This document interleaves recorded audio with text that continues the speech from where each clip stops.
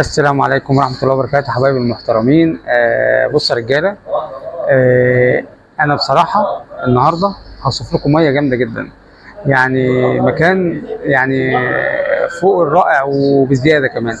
بصوا يا جماعة، المكان ده فرع من النصرانية، فرع جامد جدا، مدخل السمكة الكبيرة كلها ماشي، ومفرع لأكتر من مكان هناك. خلاص، فأنا هبدأ أدخلك المكان ده في اليومين اللي جايين دول، لأن الوقت ده هو ده وقت المكان ده يا جماعة.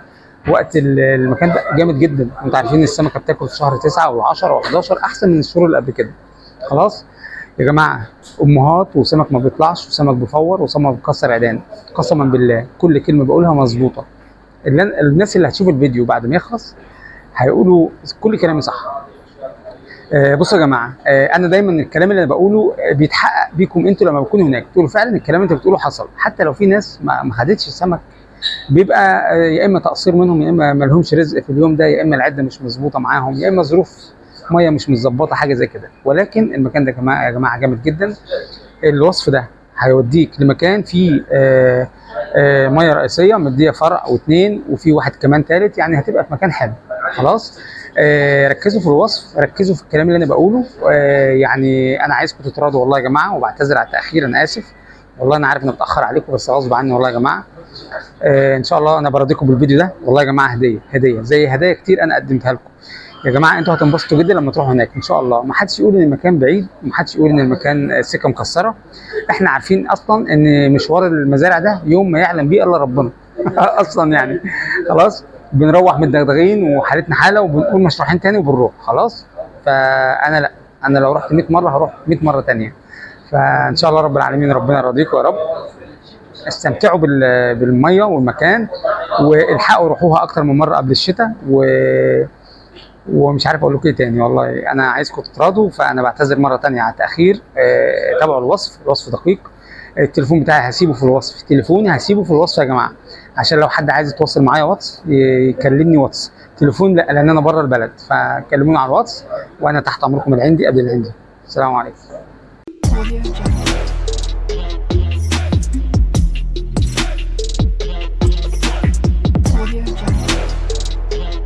بسم الله الرحمن الرحيم. يلا يا رجاله نبدا.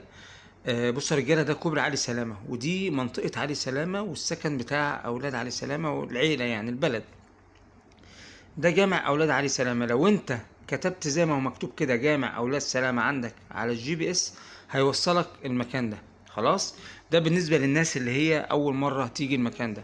طبعا يا جماعه، لو انت جاي من على الدولي هتبقى جاي من الطريق ده، يعني هتبقى جاي كده جاي كده جاي كده، او جاي كده جاي كده جاي كده، سواء من هنا او من هنا. خلاص، لو احنا مشينا كده هنمشي كوبري واحد كمان هنوصل لميه النمل، ماشي، الكوبري اللي هو الكوبري الخامس. خلاص، فاحنا عايزين نوصل للمكان ده، كوبري علي سلامه. بصوا يا جماعه، هناخد السكه اللي قدام الكوبري. طبعا اغلبيه الناس 90% عارفين الطريق، بس احنا هنبداه من تاني عشان الناس الجديده. هنبدا نمشي على الطريق ده وما نحاولش نخش يمين ولا شمال خالص. الطريق ده هنمشيه يعني مسافته حوالي كيلو تقريبا، كيلو شويه، بس المهم هنمشي عليه لحد ما نلاقي ميه في وشنا وطريق يمين وشمال. خلاص، يعني اي دخله تقابلك زي دي سواء قبل كده او بعد كده ما تبصلهاش، ناحيه الشمال او ناحيه اليمين ما تبصلهاش. افضل ماشي والميه دي على يمينك، افضل ماشي ماشي لحد ما تلاقي السكه بتروح معاك يا يمين يا شمال في وقت واحد اتنين. خلاص، يلا هنمشي اهو، هنمشي مفيش اي مشاكل. بصوا بقى يا جماعه، ماشيين اهو، ماشيين برضو مفيش مشاكل لحد ما نلاقي ميه في وشنا. بص بص بص بص بص، قد ميه في وشك اهي. مفيش سكه بقى، يعني دي مش هتلاقيها سكه، هتلاقي يا تدخل كده يا تدخل كده. خلاص، والميه دي برضو عشان تبقى عارف، الميه دي بتنتهي عندك هنا اهيت في المكان ده، عشان في طريق داخل كده. خلاص، هنعمل ايه؟ هندخل كده يا جماعه، كده دخلتنا اتجاه جامع القدس. جامع القدس هنفضل ماشيين على الطريق اهو، هنفضل ماشيين نحاول نقرب لك الدنيا اهو بقدر الامكان اهو. نفضل ماشيين اهو. المايه دي بتصطاد عليها طبعا، هتلاقي ناس بتصطاد وانت معدي ولا وفيها دوار وفيها سمكه. دي نصرانيه يا جماعه، ده فرع من النصرانيه. المايه دي بتدي سمكه كبيره وسمكه حلوه جدا. خلاص، عشان تبقوا عارفين يعني، برضو خد معلومات وانت ماشي. امشي امشي امشي امشي امشي امشي لحد ما تلاقي مسجد القدس. مسجد القدس اهو بيبقى على الناحيه التانيه وانت بتبقى قصاده. بص يا جماعه، عشان بس ما نتوهش، احنا عايزين نطلع على طريق النصرانيه، فعايزين نخش الدخله بتاعه النصرانيه. النصرانيه ليها اكتر من دخله، خلاص، بس احنا جايين من هنا، فانا هقرب لك الطريق بتاع دخله النصرانيه. احفظه كويس واعرفه، الناس اللي عارفه عارفه خلاص، الناس اللي مش عارفه تاخد بالها. بعد جامع القدس ده هنلاقي اوض على الشمال هنا قدام شويه، وهنلاقي هنا زي بيت او حاجه زي كده قدام برضو شويه، عليه برميل ازرق كده وبتاع. بعد منه فاضي. الفاضي ده منطقه واسعه، في دخله شمال بقى بطلعه كده، بس ركز معايا بقى في الكلام اللي أنا بقوله. هنمشي اهو، هنمشي ادي اوض اهي، ماشي، هتمشي تلاقي اوض اهي، اوض، والميه على يمينك زي ما انت هتمشي، والسكه بتلف بيك اهو لحد ما تلاقي الايه المنطقه الكبيره دي فيها بيت كده واوض كبيره ومش عارف ايه وحاجات كده. لو تلاحظوا فاضي اهو، بعدها فاضي، مفيش حاجه، صح ولا لا؟ هنمشي بعد البيت الكبير ده، هتمشي تلاقي حته الارضيه الدنيا بتوسع معاك، السكه بتوسع معاك، وتلاقي طلعه شمال اهي، دخله بطلعه، خلاص متطلعش طوالي، اول دخله بطلعه اهي، ماشي، واضحه. هندخل الطلعه دي اللي هي بتدخلنا على النصرانيه، هنبدا نمشي عليها يا جماعه اهو، في العالي كده فوق، لحد ما نمشي لحد ما نلاقي هنا في بيت، وامرته هتلاقي فيه سلم خرسانه في جنبه. اول دخله بعد البيت هي دي هتدخلك على النصرانيه، يعني مش بعد البيت مباشره، مش دي مش دخله، الدخله اهي، الدخله اهي. فهنمشي وندخل الدخله دي، هتمشي تلاقي الكوبري على طول اهو، هتمشي مش يمشي تلاقي الكوبري على طول اهو، ادي الكوبري ودي النصرانيه يا جماعه. فينا ندخل يمين وفينا ندخل شمال، دي بتودي اماكن ودي بتودي اماكن، احنا عايزين الاتجاه ده اللي هو الشمال. ركز وخد المعلومات دي وانت ماشي. هنمشي كده والميه على شمالنا. اول حاجه بصوا، استنوا قبل ما انسى، شايفين الميه دي ميه اللي بتوديك على الكونتينر، خلاص. في دوار هنا خطيره، في دوار في المنطقه دي بتاكل يا جماعه، المكان ده خطير، النصرانيه ده خطيره عشان تبقوا عارفين، يعني لما تلاقي الميات كلها ما بتاكلش، اقعد على النصرانيه اصطاد.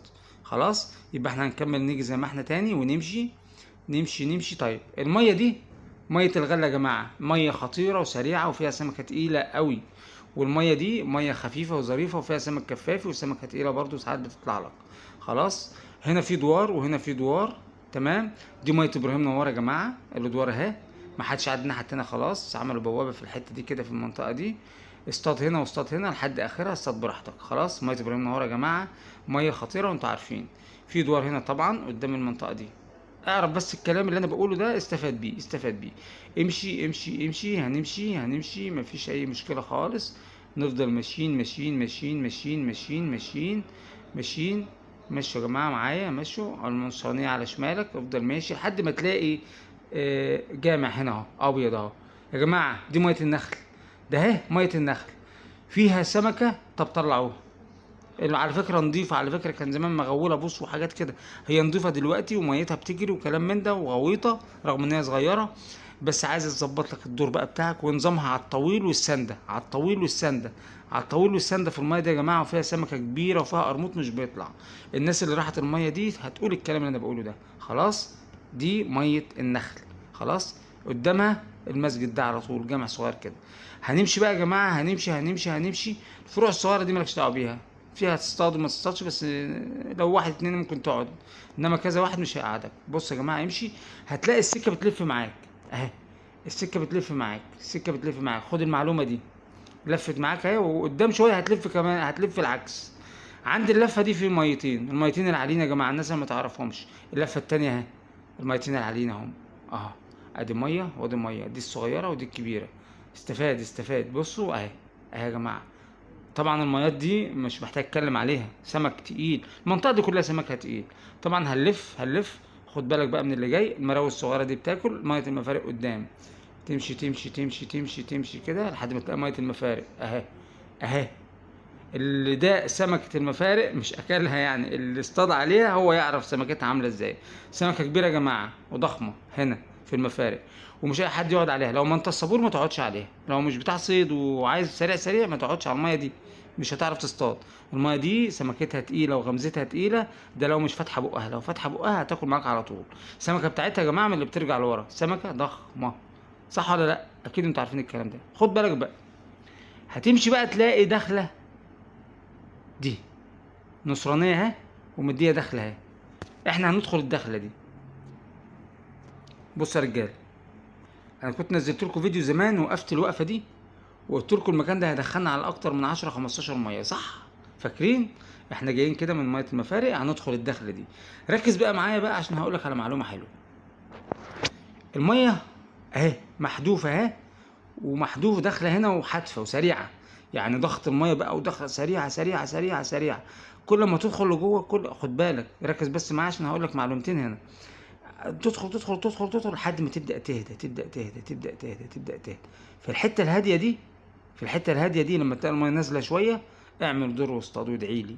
اعمل دور غشيم واصطاد وادعي لي. ماشي؟ في الاخر بعد الميه ما تهدى، بعد الميه ما تهدى السمكه مكمله جوه، بس في سمكه هتريح وتخش هنا في الهادي، هتاخد منك سمك، هتاخد منها سمك محترم. يا جماعه انا صيدت هنا كتير وكنت باجي اقعد هنا لوحدي، تمام؟ وفي ناس طبعا تانية معايا، ناخد سمك 10 على 10 على 10، والميه دي مليانه سمك كبير يا جماعه. فيها سمكه صغيره بتطلع عليك بس فيها وحوش. خلاص يبقى احنا اهو هندخل نيجي كده، او لو انت جاي من على المحيط، لو الناس اللي عارفه، ماشي، هتخش من الدخله دي وتمشي نصرانيه يا جماعه اهي، ادي نصرانيه ودي نصرانيه، تمام؟ داخله بالسمكه وزي الفل، سمكه كبيره. خلاص هنمشي هنمشي هنمشي هنمشي هنمشي وناخد السكه دي معانا ونطلع بطلعه كده هنا في الحته دي. اطلع اطلع اطلع، لا الطلعه اهي، الطلعه اهي، اطلع امشي امشي امشي في العالي هنا فوق. ركز معايا، دليلك الشمال اهو الميه، امشي امشي امشي. موضوع سهل يا جماعه، نزلوا الفيديو واتفرج عليه من غير نت وانت ماشي. ايوه، امشي بقى كده، امشي كده، الميه اهي بتلف معايا اهي. بص الميه بتلف معايا، انا كده كده هلف كده، بس انا عايز اقول لك حاجه اهي، مش دي اللي انا بوصفها لك، جايبك ليها. الميه دي يا جماعه والله العظيم فيها غويطه الاول وصغيره، من المنطقه دي كمان غويطه، مليانه سمك، مليانه سمك تقيل، انصاص وفوق الانصاص يا جماعه عشان تبقى عارفين. خلاص هنا في الميه دي. خلاص انا عارف ان في ناس هتزعل مني، بس يلا، ما هو خلاص اتعودنا على كده. الميه دي مليانه سمك، ساعات ميتها لونها بيتغير وساعات لا، وسمكتها كبيره، بس احيانا الراجل يقول لك لا ما تقعدش، وساعات يسيبك تقعد، بس هي مليانه سمك. بس ما تجوش هنا لان هو ممكن يمشيكوا يعني. انما المنطقه دي ما حدش يقول لك فيها حاجه، حته ممكن تخش الدخله دي وتصطاد في الفرع ده عادي، ما فيش مشكله برضو. خلاص، وممكن تصطاد هنا وتصطاد هنا. انا كنت بقعد اهو، اطلع سمك من هنا وافور واحده تطلع تضيع هنا من كبرها، واطلع سمكه من هنا. ماشي يا جماعه؟ برضه عشان تبقوا عارفين. هنلف بقى ونكمل، نكمل لحد ما نوصل. دي الميه اللي هي الناحيه التانيه اللي وريتها لكم، ممكن تقعد في اولها برضو، ممكن يقول لك لا، ممكن يقول لك لا. المهم يعني ابعدوا عن القلق يعني، امشوا امشوا امشوا امشوا امشوا امشوا. بس هي دي المنطقه اللي انا عاوز اقول لكم عليها. شايفين كلمه ويجا دي؟ ويجا دي بتاعت واحد حبيبنا هنا متابع على القناه، كنت قلت له على الميه دي من فتره، وهو اللي عامل الايه، البوينت ده. خلاص، فعايزين تكتب ويجا وتيجي عليها، اوكي يلا، برضو نفس الكلام، بس هتوه يعني، اذا كنتش عارف المكان مش هتعرف توصل قوي يعني. بصوا يا جماعه، بالله عليكم ركزوا بقى عشان المكان ده فيه كلام كتير. ادي ميه واخده من هنا ماسوره اهي، وادي ميه اهي واخده ماسوره من هنا. ركز بس عشان اقول لك حاجات حلوه. ماسوره من هنا مديه لدي، ماشي، ودي واخده من هنا، ودي مكمله معديه من تحت المعديه دي ومكمله، صح؟ وادي المعديه دي ما تعديك، وادي ميه اهي قدام الاوضه دي. تقدر تصطاد هنا سمك سمك سمك، هتزهق من الغمس الاول يعني. تقدر تصطاد هنا في المنطقه دي، وطبعا المنطقه دي دي والمكان ده اهو، الزاويه اللفه ده عند الماسوره، ماسوره جايبه من هنا وماسوره جايبه من هنا، في سمكه مجمعه في الحته دي، في سمكه مجمعه في الحته دي، ماشي؟ انزل يا سيدي، ماشي، في سمكه مجمعه في الحته دي. حيتان يا جماعه، انتوا هتشوفوا السمك بعينيكم، هتشوف السمك وهو معوم، هتشوف السمك البلط تقول هو في بلط بالحجم ده؟ البلط يا جماعه اللي انت هتشوفه معدي الاتنينات، انت هتشوف بنفسك وبعينك، انا ما بقولش كلام غلط. الناس اللي انا بكلم كل الناس بمنتهى العقلانيه وبحترم عقول كل الناس. انت هتشوف هنا سمك معدي ال2 كيلو في الميه دي عشان تبقى عارف، وهيفور منك سمك مش طالع، وفيها قرموط ما بيطلعش، عشان تبقى فاهم وعارف انت رايح تصطاد فين. خلاص. يبقى هنصطاد، ادي ده دور جامد قوي يا جماعه، وممكن في دور طبعا هنا تتفتح، والمكان ده جامد قوي، جامد جامد جامد جامد جامد فوق ما تتخيل. وهنا برضو، وطبعا الميه دي خلاص. دي المنطقه اللي انا عايزك تروحها دلوقتي. انا كده وصلت على فكره. هي دي المنطقه اللي انا عايزك تصطاد هنا وتتعامل. واصطادوا يا جماعه، الميه غويطه والميه فيها سمكه تقيله، وتعاملوا وما تبوظوش الادوار، واعملوا ادوار وظبطوا الدنيا واقعدوا صح. خلاص. طيب هل في اماكن تاني؟ في قدام وفي كده، بس انا عشان ما توهكمش، احنا قاصدين المنطقه دي دلوقتي، وتعالوا وتقدر تسهر هنا عادي خالص، ما عندكش اي مشكله. ربنا يرضيكم يا رب. المكان ده جامد يا جماعه، جامد بما تحمل الكلمه من معنى. خلاص، علشان بس نكونوا على وضوح. وانتوا عارفين انا دغري معاكم قسما برب العزه، لو واحد قال لي ان المكان ده ما فيهوش سمكه او ما بياكلش، هو حر بقى، تبقى ظروف ميه بتاع. انما الميه دي يا جماعه انت تقدر تعبي شويه سمك منها، وتقدر ما تاخدش منها ولا سمكه. خلاص. بس هي فيها سمك ما ياكلوش لا حطب ولا نار. ربنا راضي الجميع، وانا اتمنى الخير للكل. اوقات سعيده لكم جميعا كلكم يا رب. يا رب يرضيكم جميعا، ودعواتكم ليا، وانا بحبكم كلكم والله العظيم. سلام عليكم.